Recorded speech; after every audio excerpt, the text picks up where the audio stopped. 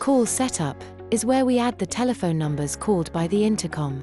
Depending on the model, up to 4 telephone numbers can be stored for each call button. 1 primary, and 3 diverts. If the first is not answered or busy, the call will move on to the next number. Firstly, select the button to program and then enter the telephone numbers. If required, add a descriptive name.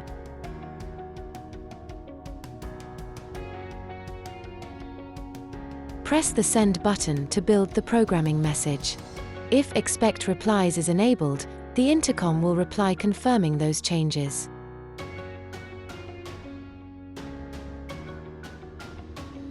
Use the Search button to check what numbers are currently programmed.